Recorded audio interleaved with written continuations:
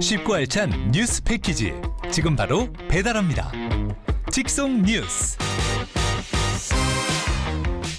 네, 직송 뉴스 월요일 순서는 백조 커플과 함께하도록 하겠습니다. 뉴스라이더 백지원 리포터, 경남 변호사의 조아라 변호사 함께하겠습니다. 안녕하세요. 네, 안녕하세요. 네, 자 직송 뉴스 첫 번째 키워드부터 바로 가보겠습니다.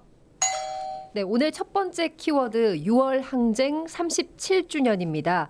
1987년 6월 전국 곳곳에서 민주화의 열망이 솟구쳤습니다.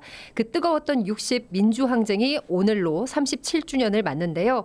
이때 맞춰 조금 전 오후 6시부터 마산 오동동 문화광장에서 60 민주항쟁 경남 기념식과 시민문화제가 시작이 됐습니다. 일반적으로 이런 기념식은 보통 오전에 진행이 되는데요. 이 기념식의 경우 오후에 진행되는 이유가 있습니다. 37년 전 오늘 전국적으로 오후 6시에 시민들과 넥타이 부대, 많은 노동자들이 함께 시간을 맞춰서 60 항쟁 시위를 했기 때문에 이번 기념식도 직장인들이 같이 참여할 수 있도록 시간대를 퇴근 시간인 오후 6시로 정해졌다고 합니다. 예, 지금도 관심 있는 분들은 아마 주변에 계시면 확인해 보시면 될 것 같고요. 1987년 6월 10일 대한민국 민주주의 역사에 있어서도 정말 큰 획을 그은 하루였습니다. 영화 1987로 많이 접했던 분들도 계실 텐데 그때만 하더라도 이 서울의 항쟁만 집중이 됐잖아요. 하지만 이날 우리 지역도 만만치 않았다고 들었습니다. 맞습니다. 일단 이름만 들어도 가슴이 참 뜨거워지는 박종철, 이한열 열사를 비롯한 많은 이들의 숱한 희생 끝에 마침내 6.29 선언으로 대통령 직선제를 쟁취했고요. 그해 7, 8월에는 직장 민주주의를 외치는 노동자 대투쟁이 이어졌습니다. 이 당시 도내 창원공단과 마산 수출자유지역 등지에서도 노동자들의 시위가 잇따랐다고 하는데요. 6월 항쟁 정신계승 경남사업회의 김경영 대표 얘기입니다. 당시에 우리 마산 창원 지역은 출퇴근 시간에 통근 버스를 타고 다니던 이 노동자들이 6호 광장이라고 그러죠. 그 광장에 주로 많이 하차를 해서 당시에 벌어졌던 시위에 시민 노동자들과 같이 참여하는 그런 시간이 있었습니다. 마산 창원의 가장 중요한 동력은 학생들과 시민 청년, 그중에서도 노동자들의 대열에 참여했던 이것이 6월 항쟁을 이후에 7, 8구 노동자 대투쟁으로 이끌어가는 그런 계기가 됐던 것입니다. 민주주의는 이렇게 국민들의 힘으로 만들어내야 하고 끊임없이 지켜내지 않는다면 저절로 가만히 얻어지는 것은 아니거든요. 당시 60국민 대회에 6시를 기점으로 전국적으로 다 같이 같은 시간에 시위가 벌어졌기 때문에 그 기념 행사를 6시에 맞춰서 하고 있습니다. 네, 관련 말씀 듣고 왔습니다. 시민들이 함께 이뤄냈던 민주주의 결실의 역사라는 점에서 정말 뜻깊은 오늘 하루인데요. 다시 한번 말씀드립니다. 6월 항쟁을 기리는 기념식과 시민문화제가 마산 오동동 문화광장에서 지금 열리고 있습니다. 관심 있는 분들은 근처에 또 이동을 해서 또 살펴봐 주시길 부탁드리겠습니다. 다음 소식 가겠습니다. 네, 두 번째 키워드는 남부 내륙 철도 드디어 착공입니다. 이 경남의 오랜 수건 사업이었죠. 이 남부 내륙 철도 건설 사업이 드디어 내년에 첫 삽을 뜨게 됐습니다. 이 남부 내륙 철도 건설은 경남 거제와 경북 김천을 잇는 총 연장 177.9km의 대형 국책 철도 사업인데요. 경북 김천에서 합천, 진주, 고성, 통영, 거제까지 직선으로 관통하고요. 거제 서울 간 2시간 45분, 진주 서울 간 2시간 9분, 그러니까 경남과 수도권이 2시간대 생활권에 들어갈 전망입니다. 네, 지금 기준으로 보면 이 창원에서도 버스든 비행기든 철도든 다 3-4시간 걸리잖아요. 사실 네, 이동 거리까지 맞아요. 따지면. 그런데 이제 확 줄 수 있다. 진주 서울간만 보더라도 기존보다 1시간 반가량 이동 시간이 줄어든다고 하니까 정말 설레는 소식인데 그동안 보면은 착공된다 안 된다 뭐 미뤄진다더라 답답함이 참 이만저만이 아니지 않았습니까? 네, 남부 내륙 철도 건설 사업은 지난 2019년이었습니다. 이때 예비 타당성 조사를 면제받으면서 본격화됐는데요. 예. 그런데 지난 2022년 기본 설계 과정에서 사업비가 당초보다 1조 7천억 원이 더 늘어나면서 제동에 걸립니다. 결국 기획재정부가 지난해 9월 한국개발연구원에 사업계획 적정성 재검토를 요청했는데요. 그러다 지난 5일이었습니다. 이 국토교통부가 재검토 통과와 함께 내년 연말 착공 추진을 공식 발표했습니다. 총 사업비 6조 6,460억 원이고요. 개통은 당초 계획보다 3년 뒤가 됐습니다. 오는 2030년으로 예상되고 있습니다. 네, 조아라 변호사님, 저희가 네. 이제 수도권 대비 경남 지역에 살다 보면 느끼는 게 교통망 확충이 확실히 좀 부실하지 않습니까? 맞습니다. 예, 그런데 이번에 남부 내륙철도 계기로 해서 우리가 태어나서 처음 듣는 경남의 역들이 생길 것 같아요. 네, 실제로 말씀하신 것처럼 우리가 교통 오지가 뭐 아닌가 싶을 정도로 맞아요. 조금 열악했습니다. 예. 지금 진주 제외하고 합천, 뭐 고성, 통영, 거제 4개 지역은 처음으로 기차역이 생기는 거거든요. 또 얼마 전에 사천 우주 항공청 개청이 있지 않았습니까? 이어서 남부 내륙 철도까지 완공이 되면 인구 이동이 좀 원활해질 것으로 기대를 하고 있습니다. 네, 여기서 이제 일각의 우려가 있는데 아마 거가대교 개통 때와 비슷한 기류일 것 같은데 네. 아무래도 교통이 원활해지고 좀 이동이 편해지다 보니까 인구가 빠져나가지 않을까? 이런 우려도 있는 것 같더라고요. 네, 아무래도 뭐 대도시로 접근이 뭐 좀 용이해지는 만큼 네. 그런 빨대 효과가 생기지 않을까 하는 우려가 있었던 것 같아요. 그런데 실제 거제시가 조사한 결과를 보면은 뭐 전출보다 전입이 많았다고 하거든요. 우려했던 결과는 생기지 않았던 것 같습니다. 다만 이제 쇼핑이나 문화에 대한 수요가 부산으로 쏠리는 경제적인 빨대 효과는 좀 있었던 것 같습니다. 예, 그래서 인구 유출에 대한 우려만큼 우리가 뭐 미리 겁먹고 크게 가질 필요는 없을 것 같고요. 이 지역 균형 발전에 있어서 교통망 확충 사업 이 의미를 따져본다면 정말 또 중요한 일이 됐고 이제 현실이 될 가능성이 아주 높아졌는데 지역 균형 발전에 있어 교통망 확충 사업이 이뿐만이 아니라고 합니다. 영호남을 잇는 달빛 고속철도 사업도 비슷한 시기에 개통 목표로 착공 앞두고 있죠. 네, 앞서 쭉 말씀드린 남부 내륙철도가 이렇게 세로형이라면 네. 이 달빛 고속철도는 가로형입니다. 아하. 이 대구와 광주를 연결하는 간선 철도 노선이고요. 대구의 옛 명칭인 달구벌과 광주의 순 우리말인 빛고을에서 한 글자씩 따서 달빛 고속철도가 됐습니다. 올 초 국회에서 예타 면제 조항이 추가된 달빛철도 특별법이 통과되면서 오는 2027년 착공을 앞두고 있습니다.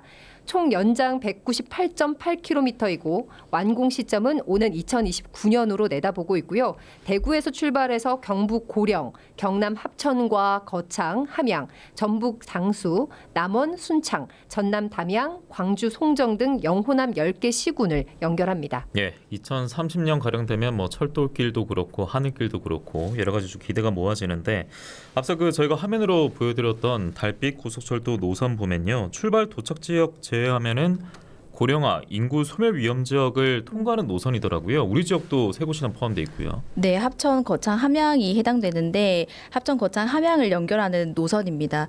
지금 물리적 거리 가까워지기 때문에 지역 소멸 대안으로 좀 기대가 모아지고 있고요. 예. 지금 인구 소멸 위험 지역인 동시에 기존의 철도 오지였습니다. 그래서 경남은 인구나 면적이 전국에서 4위에 달하는 뭐 불과하고 그래도 철도 낙후지로 계속 불려왔거든요.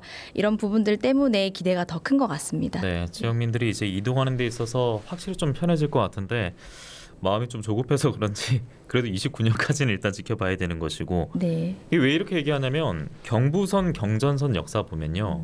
이게 너무너무 오래됐습니다. 맞습니다. 네. 지금 경부선, 경전선 모두 1910년에 그러니까요. 한일 강제 합병 일제 감정기 거치면서 지금 일본에서 만든 철도들이거든요. 네. 그러다 보니까 경남 여전히 이제 100년 넘은 경전선, 경부선이 사용하고 있었던 것입니다. 그래서 앞으로 달빛 고속철도나 남부 내륙 철도 개설되면은 이제 철도망이 가로, 세로로 만들어지는 거거든요. 그래서 이런 철도 인프라 크게 조금 좋아지지 않을까, 개선되지 않을까 하는 전망입니다. 네, 박안수 경남도지사도 경남 동부 남부권을 지나는 경부선, 경전선과 함께 경남 서부권을 남북으로 지나는 남부 내륙철도, 경남 북부를 동서로 가로지르는 달빛철도가 생기면 격자형 철도망이 경남에 완성된다라고 의미를 덧붙였다고 합니다. 2030년 이후 경남의 철도 인프라 크게 개선될 것으로 우리는 기대를 해보겠고요. 지역 소생의 길을 터주는 철도 개통 소식을 더운 날씨 속에 그나마 시원한 소식으로 전해드렸습니다. 다음 소식 가겠습니다. 네, 이번 키워드는 개인 파산 회생도 지역 차별 물음표 이렇게 물음표를 좀 띄워야 될 것 같습니다. 네네. 이게 무슨 얘기인가 싶으실 텐데요. 최근 경기 침체 등의 여파로 개인 파산과 회생 신청이 급증하는 추세라고 합니다. 그런데 회생 과정에서 특히 서울이 지역보다 처리 속도가 빨라서 일각에서는 망하는 것도 지역 차별 아니냐 이런 말까지 나오고 있습니다. 네, 조아라 변호사님 오늘 교통 전문가도 아닌데 네. 철도 얘기를 많이 여쭤봤었는데 개인 파산 회생 이 개념만큼 네. 좀 자신 있게 더 확실하게 정리 좀 해주시죠. 네. 제 전문 분야니까 네. 이 부분은 좀 설명을 드리도록 하겠습니다. 개인 파산과 개인 회생 두 가지를 별도로 보셔야 될 것 같아요. 네. 혼용하시는 부분들이 좀 있거든요. 개인 파산은 채무자가 이제 자기가 가지고 있는 모든 재산으로도 빚을 청산할 수 없을 때 변제할 수 없는 지급 불능 상태에 빠졌을 때 신청할 수 있는 절차라고 보시면 됩니다. 예. 가지고 있는 재산을 한도로 해서 갚을 수 있는 만큼 법에 정하고 있거든요. 갚고 나머지는 면책해주는 절차다 생각하시면 될 것 같아요. 소득이 없어야 된다는 게 가장 핵심 포인트입니다. 파산은 소득이 없어야 돼요. 그렇죠. 예. 최저생계비 법원에서 정하고 있는 최저생계비 이내의 소득만 있거나 아예 소득이 없는 분들이 하실 수 있는 게 개인 파산이라고 보시면 될 것 예. 같고요. 반면에 개인 회생은 아까 말씀드린 그 개인 최저생계비를 초과하는 소득이 있을 때 최저생계비만 보장해주고 초과하는 부분은 정해진 기간 보통 3년을 두고 있거든요. 이 3년 동안은 납부를 하라는 거예요. 예. 그러면 매달 채권자들한테 배당이 됩니다. 그렇게 하고도 남는 채무는 면책을 시켜주는 제도가 개인 회생이라고 이해를 하시면 됩니다. 그래서 개인 회생을 진행하시려면요 반드시 소득이 있으셔야 됩니다. 예. 네. 어쨌든 이 두 가지가 코로나19 이후로 좀 많이 늘긴 늘었겠네요. 네, 사실은 회생이나 파산이나 꾸준히 있어 왔는데요. 네. 최근에는 코로나 겪으면서 자영업 하시는 분들 또 대출이 기존에 있었는데 이자 납부하기 힘든 분들 이런 분들 많이 신청을 하고 있거든요. 예. 급증했다고 보셔도 될 것 같아요. 그래서 2023년도에는 부산회생법원 또 개원을 했습니다. 예. 사건 수가 너무 많다 보니까 우와. 그래서 도내에서도 사건 수가 적지 않은 상황이라고 보시면 될 것 같아요. 네, 이렇게 신청하는 사람이 급증하고 있는데 또 네. 대한민국 사람들은 또 빨리빨리가 중요합니다. 예, 신청인데 그렇죠. 빨리빨리가 중요한데 앞서 백주현 리포터가 짚어준 대로 서울 이 수도권과 이 지역이 약간 뭐 속도 차가 있나 봐요. 네. 실제 사례가 있죠. 네, 지역에서 개인 회생 신청을 했다가 처리가 이제 계속 늦어지면서 마음을 졸였다는 한 신청자의 실제 사연을 들어봤습니다. 얘기 들어보시죠. 뭐 아무래도 제가 채무가 조금 있다 보니까 이런 조급한 마음에 뭐 코인 투자나 이런 것들도 사실 조금 있었는데 뭐 수도권 법원 같은 경우에는 이런 것들을 조금 넘어가주는 추세였던 것 같은데 지방 같은 경우에는 조금 문제를 삼는 부분이 있었거든요. 지방에서 신청을 하면서 뭐 상대적으로 이런 결정들이 늦어지니까 마음이 좀 조급했던 부분이 있었던 것 같습니다. 최대한 좀 빠르게 잘 처리가 돼야 저도 이제 미래를 그려나갈 수 있으니까 그런 부분에 있어서 조금 걱정도 사실 많이 됐고 좀 어느 지방에서 어느 법원에서 하던 간에 조금 동일한 절차를 빠르게 진행될 수 있도록 뭐 절차가 만들어지면 좋지 않겠나 하는 게 제 바람입니다. 예, 이번에 말씀 들어보면 어느 정도 다급함도 느껴지는 것 같고 네. 왜 이렇게 지역과 이 속도 차이가 나는 거지? 라는 불만도 약간은 저는 느꼈는데 그러니까 회생, 파산 앞서 정의를 내려주셨잖아요. 근데 그 지역에 따라서 지역이 다르다고 해서 이 정의가 달라지는 거 아니잖아요. 그렇죠. 네, 근데 왜 이런 거예요? 절차는 법은 동일하게 네. 적용이 되기 때문에 사실 어느 법원에 신청하는지에 따라서 속도가 달라진다는 것을 사실 뭐 일반 신청인 분들은 예. 이해하기 어려우실 거고 실제로 이제 채무가 많이 쌓여 있는 상황에서는 채권자들이 집행이 들어오거든요. 소송이 들어온다든지 아니면 개인 재산에 대해서 이제 뭐 가압류, 뭐 압류 이렇게 쉽게 들어보신 부분들은 집행이 들어오게 되는데 그럼 결국 이 집행을 막기 위해서는 속도가 중요해요. 그래서 채무자분들 엄청 언제 됩니까? 뭐 그쵸. 언제 진행이 돼요? 이런 부분들에 대한 문의가 많습니다. 근데 뭐 법원마다 기준이 다른 건 아니고요. 근데 실무 준칙이라는 게 정해져는 있지만 조금씩 법원마다 적용을 달리하는 부분들은 있어요. 그러면 속도가 빠른 것이 무조건 좋은 것이냐 이런 의문이 또 드실 수도 있는데 제가 조금 간단하게 말씀드리면 파산이 서울회생법원에서 진행되는 파산이 더 속도가 빠른 것은 맞습니다. 저희가 이제 통계를 내보면 창원지방법원에서 개인 파산을 신청하시는 경우에는 1년에서 1년 4개월까지 최종 면책까지 그 정도의 기간이 걸리거든요. 그런데 서울회생법원에서 진행하는 경우에는 1년이 채 걸리지 않습니다. 그러면 한 6개월 정도 차이가 날 수 있기 때문에 너무 큰 차이가 나지 않느냐. 그러면 내가 진짜로 서울로 뭐 전입신고를 위장 전입이라도 해서 해야 되느냐 이런 의문을 가지실 수 있는데요. 근데 기준이 또 조금 달라요. 속도는 서울이 빠르지만 면책을 해주는 기준이 창원지방법원이나 부산회생법원에서 진행을 해주는 것이 훨씬 더 조금 완화된 기준을 적용하고 있는 상황입니다. 그렇게 되면은 이게 더 좋다, 저게 더 좋다 따지기가 그렇죠. 사람마다 다를 수 있겠네요. 네, 일률적으로 따지기가 어렵고요. 그리고 파산의 같은 경우에는 방금 말씀드린 그런 속도의 차이가 있고 개인 회생의 경우에도 서울과 그 창원의 차이가 있습니다. 네네. 어떤 제가 창원을 기준으로 말씀드리는 이유가 뭐 진주, 통영, 거제 이런 부분들 지금 창원지방법원에서 모두 처리하고 있기 때문에 창원 기준으로 말씀을 드립니다.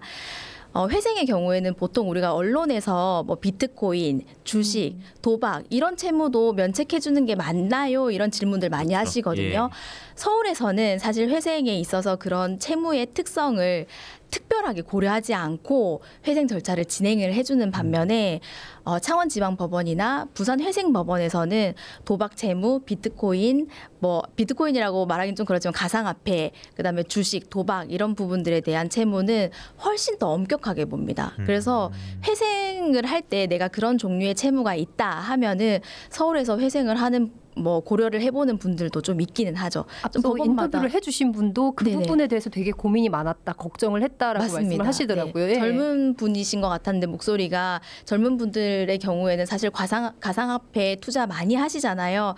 그런 뭐 투자를 통해서 채무가 많이 쌓였다 하는 분들은 회생할 때 이런 부분들 고려하게 되는 것 같습니다. 네, 이런 상황에 빠지게 되면은 사실 이렇게 뭐 전략적인 접근이라고 해야 됩니까? 이런 생각조차 떠오르지 않을 것 같은데 뭐 그럼에도 이런 상황에 빠지면 정말 심각한 상황이잖아요. 30초 정도 남았는데 처음에 이제 변호사님 많이 찾아갑니다. 뭐 개인 파산, 회생, 신청 관련해서 이것만큼 알아야 되고 꼭 주의를 해야 된다. 알려주신다면 어떤 게 있을까요? 내가 회생을 할지 파산을 할지 일단 결정을 하셔야 되거든요. 내가 소득이 있다 하더라도 파산이 가능한 경우가 있고 소득이 없다 하더라도 파산이 불가한 경우가 있습니다. 그래서 내가 가지고 있는 채무가 어떤 종류의 채무인지 시간이 얼마나 걸릴지 이런 부분들 모두 궁금하실 건데요. 일률적으로 서울이 빠르더라 라고 해서 서울을 선택하실 건 아니고 구체적으로 보셔야 될 것 같습니다. 알겠습니다. 오늘 백조 커플과 함께했습니다. 고맙습니다.